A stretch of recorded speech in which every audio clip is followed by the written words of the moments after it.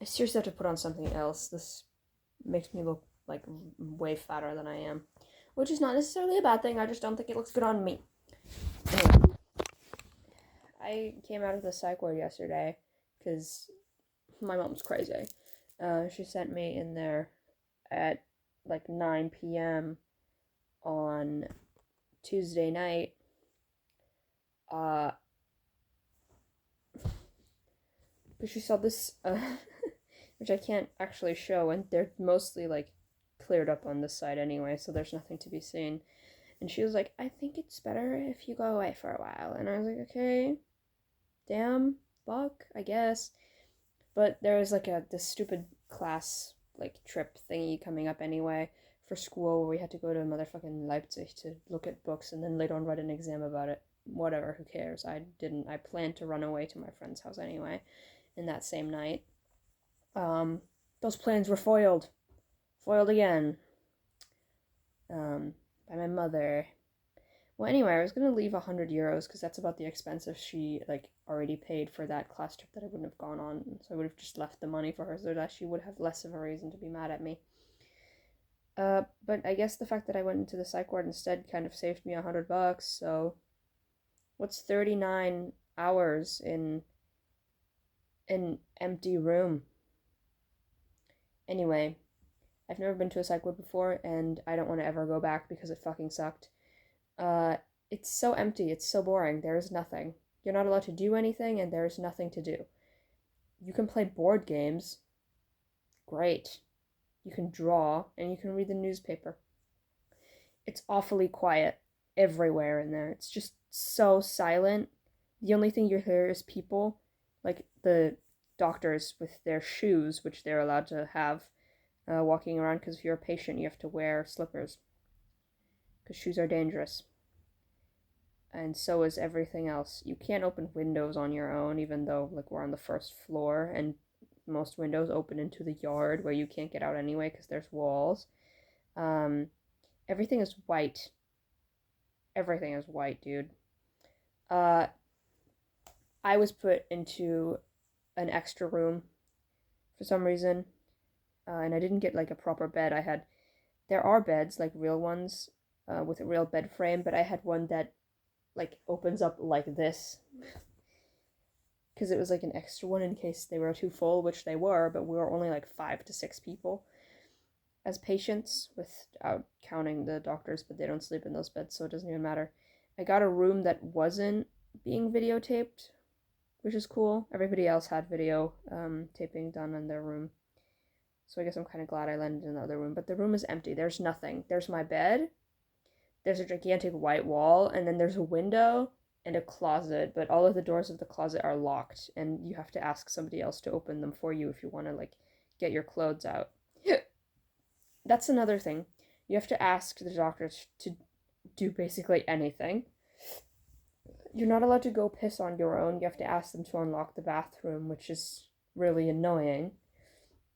Because like from the time you want to pee to actually pissing, like usually 2 minutes just pass, where it's just kind of annoying that you can't just directly go into the bathroom and pee. Obviously, you have to unlock if you want to change your clothes for whatever reason, you have to ask someone. If you want to shower, you have to ask someone.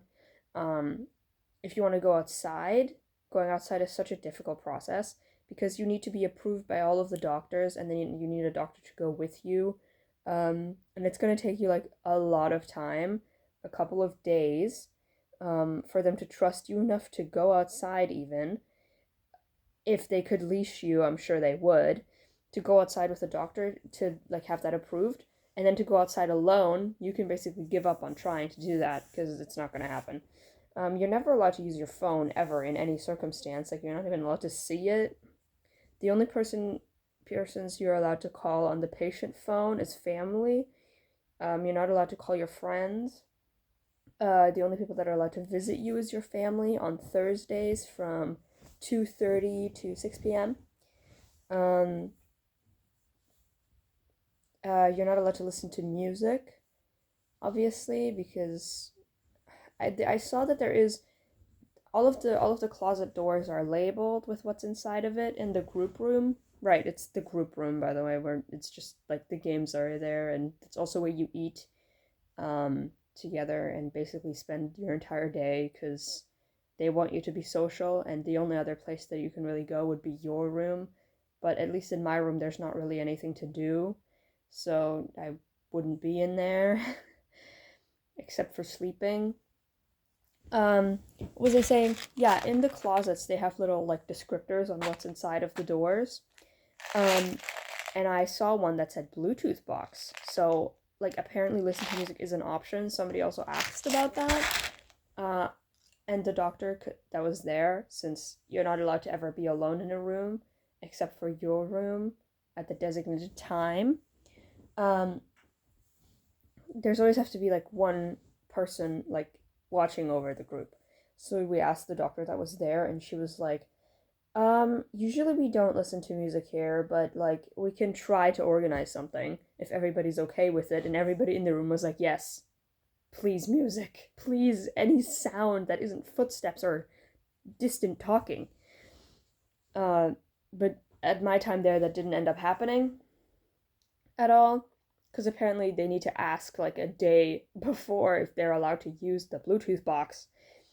It's music, goddamn. I don't get how that's supposed to be harmful in any way. Anyway, they let you smoke if you have if like your parents agree to it, and if your parents buy you the cigarettes, then you can smoke 8 times a day. So like there's like day shifts and night shifts, and at the day shifts you're allowed to like smoke 4 times, and then at the night shift you're not allowed to smoke together with somebody else, so you have to be alone outside every time you smoke. Because it's not supposed to be like a social fun activity, because, you know, whatever. But I don't smoke, so I don't care. And the only thing that I did there was basically just like wait for someone to bring in the newspaper and just read through that a couple of times throughout the day, or ask them to give me pencils and paper so I could draw. This is what I drew. This was on the first day. This was me in the morning feeling very weird because I didn't know what was going on, because they don't tell you what's going on, especially not if you're new. They just tell you the next step, and then once you've done that step, they wait until whatever step that is done, and then they tell you what's going to happen next. Like when I arrived there, they first took all my stuff, and they put me into this padded room where we had to look through like my bag that I had with me, where they scanned all of my clothes so that there's no like metal pieces or anything hiding in there. They took away most of my stuff, and then they were like, all right, go into the bathroom next to the padded room, get undressed, and then we have to scan you. That was really like annoying.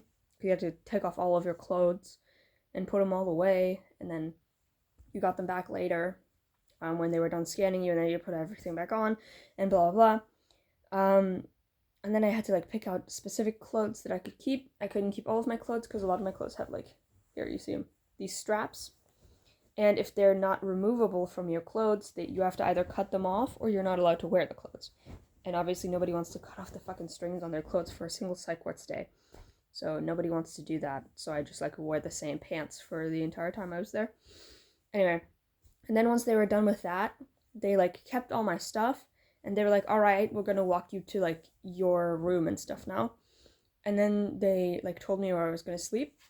And then we had to do a bunch of medical tests. Like, they had to take my blood pressure, and I had to do a bunch of, like, I don't know, they had to weigh me, and they had to, like, look how tall I am. And I don't know, they had to, like, touch all my muscles and whatever and be like, beep, beep, does that work? And shit like that.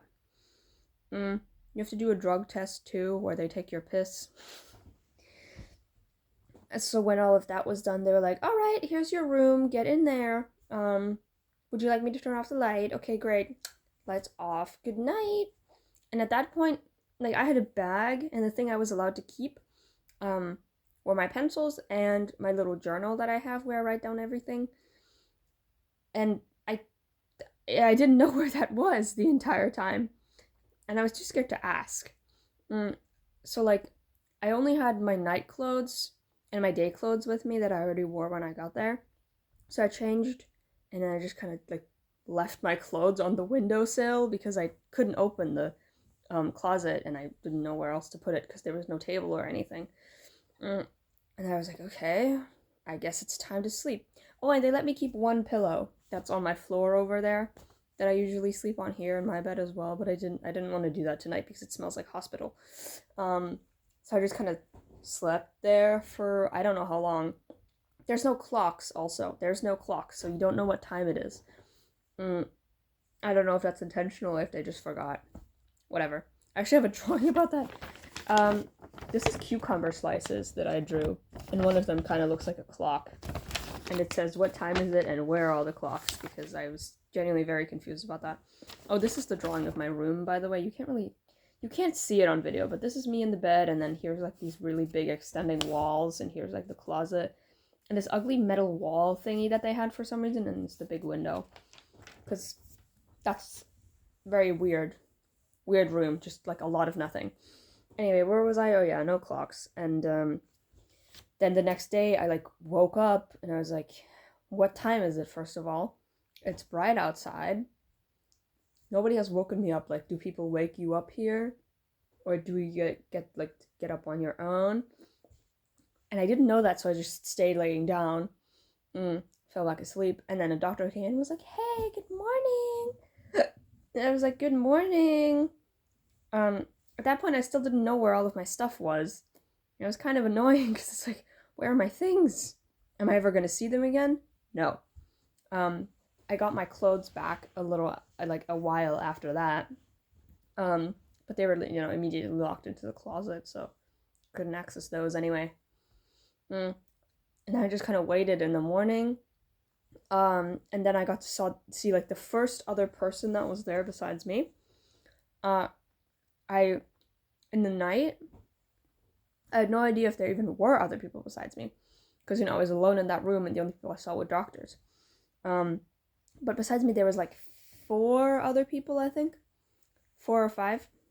And in the morning, everybody was kind of like obviously tired, so they just kind of looked at me and were like, okay, new kid is here.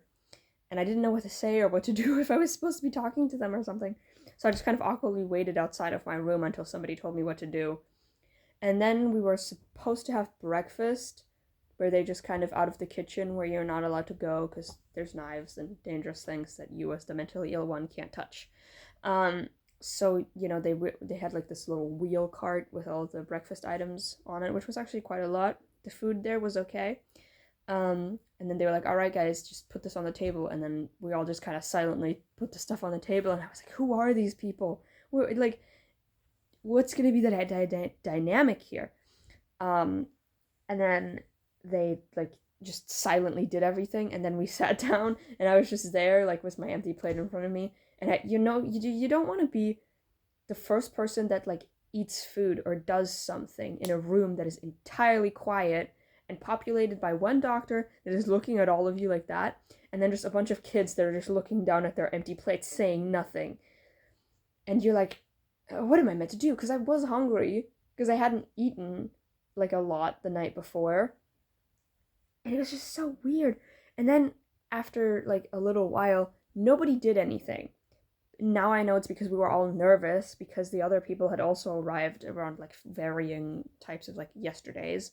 So they didn't really know each other that well. So nobody wanted to eat in front of each other because we're all just kind of awkward. And then after like 5 minutes of silence, the doctor goes like, so does anybody want to eat anything? And we all just go like, no. And they're like, all right, then just take the stuff back onto the cart. And then we just take everything else off the table back onto the cart, and then the cart gets pushed away. But they did leave this little like plate with cut up like vegetables. I think it was cucumber slices, hence the cucumbers. Ooh, that's a different drawing. That's from the second day. Hence the cucumber slices, and this one tomato in this corner. That's a tomato slice. They had tomato slices. And throughout the day, whenever the group room was empty and it was just me, I would sneak over to that plate and just eat the fucking vegetables off that because I was so hungry and I wasn't sure. Like, it's just, you don't want to make noise in a totally quiet room and have the attention be on you, so I just didn't want to do any of that.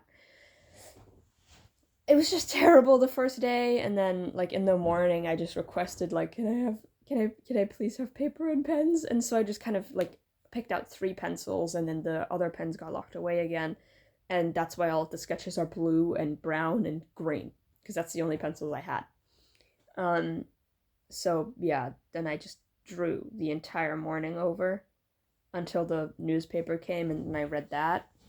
And then after a while, whenever the doctors would leave and you were kind of alone with the other like people in the room, that's the only reason, that's like the only time we would really talk to each other, because it's obviously awkward when there's just like some adult there like supervising your conversations and whatever, when you're talking about stuff that you're not allowed to talk about.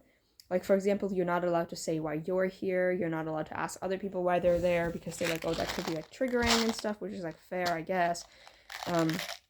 But at the same time, like, if we're all fine with telling each other, I think, whatever, it's one of those rules. That's the only time that we would talk, when the doctors weren't present. And then you would kind of like, it's so awkward because nobody really knew what to say, and you'd just kind of be listening in on other people's conversations because it's the only thing that was making noise. I don't know. I learned a lot of stuff about those people, which is kind of weird because I'm probably never going to see them again. A lot of them were regulars in psych wards though, so they kind of knew each other, and they are all from the same area because it's in a different city and they all lived in that city and I don't. So they kind of like, they were talking about how they saw each other on like the Snapchat stories of like acquaintances, and they'd be like, oh my god, I've seen you on this and this person's pictures before, and they're like, oh my god, blah, blah. And it's just kind of awkward because I just sat there like, okay, everybody knows here, everybody knows each other here, that's kind of weird. Anyway, I don't want to go back there, it sucks ass.